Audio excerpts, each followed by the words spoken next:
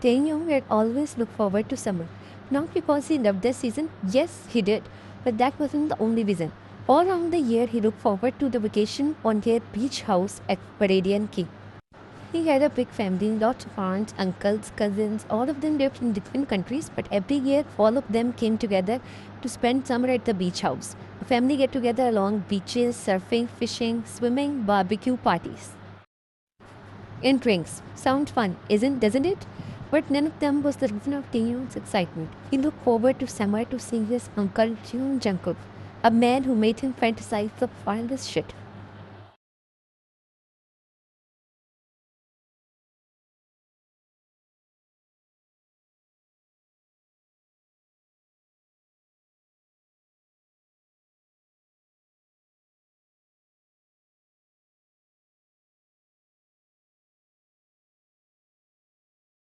He slipped down the sea banister of the staircase singing his favorite song, only to jump off it onto the other side, his lips curled into a bright smile.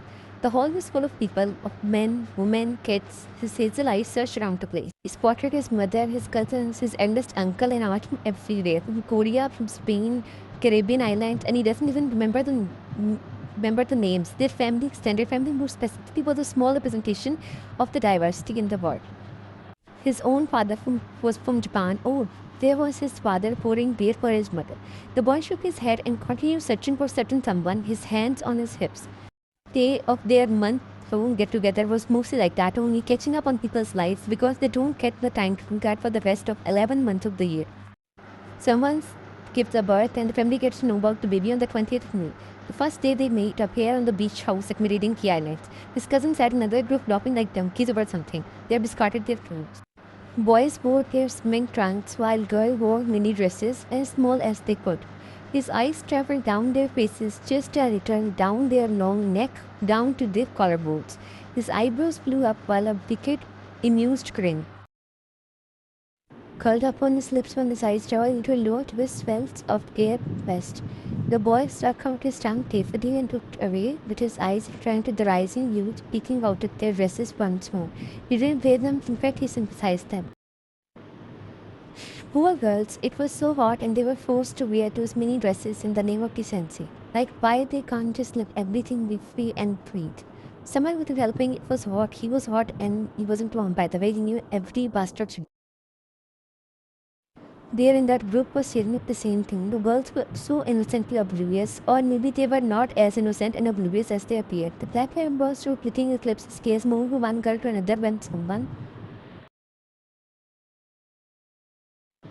called him from behind. Want a drink? The boy looked at the condensed droplets of water around canned drinks. Just a thinking drink. Thanks, uncle. He gave a smile, taking up a drink. The man smiled and walked away, patting his shoulder.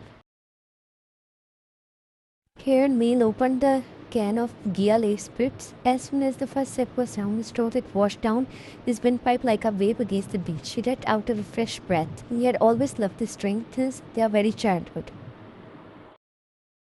He remembered how they used to see cans from the fridge and camp outside on patio. He and him. The beverage was normally conic, but still they were not allowed to have too much of it. That reminded him again. Here was he. He had not got hold of him since they arrived here 2 hours ago. His eyes went back to the group of his cousins. He was not there. The black-haired boy didn't expect him to be there anyway. With the last glance at Susie, the daughter of his mother's uncle's son's daughter. Oh, here you are. He let out a long sigh. After spending almost half an hour searching the house, he found the other there sitting on the stairs in front of the house. The sad man turned around to have a look at him. The black-haired boy shook his head. Kim Tae-young, you have been here all the time? I have been searching for you all over the place. The other boy smiled. His brown eyes watched the other with a raised eyebrow. Where were you searching? Someone's fridge? The black-haired boy chuckled, shaking his head. Tae-young and him, they have been diaper buddies. Not considering he was almost 2 years older than Tae-young. Despite not being in the same city, the two knew each other inside out. Words, he thought. He looked amazed, still shaking his head, only to walk ahead to sit beside them. Tae just rolled his eyes. Jimin let out another laugh and took another sip of his drink. The tart and citrus flavor made him close his eyes. Want some? He asked. Contemplating for a minute, he took the can and took a sip. His face clenched slightly at the strong case. He never preferred that flavor. His favorite was La Fizz. Just watching the sea, isn't it beautiful? And his eyes went to where waves crashed against the shore, almost 50 meters away. The evening was coming through. The sun was descending down, turning the water reddish orange. From where he sat, the black-haired boy gave him a side eye. Oh, come on, don't give me that shit. I know you better. Taeyong looked him innocently in his eyes and the creepiness.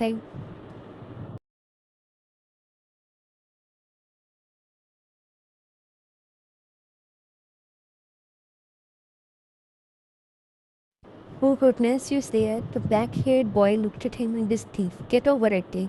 This grown up now. You're literally turning 18 in a week.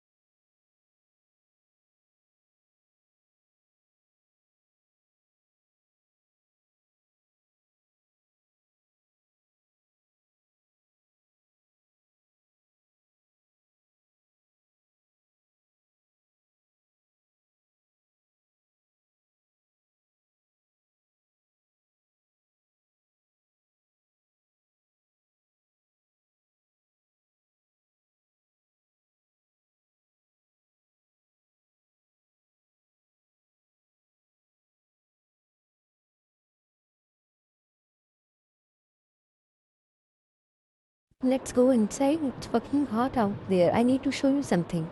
What? Just come with me. I have something. Dusting his pants, he walked towards the door. The two boys stopped, but some of their family going out somewhere. Hey, Taeyong, Jim and sister Sarah smiled at him. Fine. I'm good. How have you been? Also good. I'll catch up with you later.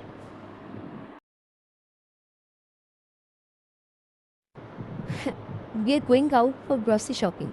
Okay, go already. He pushed her sister's liking, made a face at it brother. Taeyong already knew who it was before he even walked up his pace. His brown eyes watched the man smiling brightly at everyone left stop. Taeyong just walked tall and muscular. Suddenly, as the sun at his eyes appeared even darker and depthful, like charcoal, hot liquid.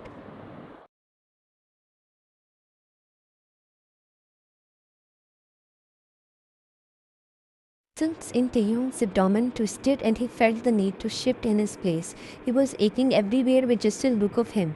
The man had the same effect on.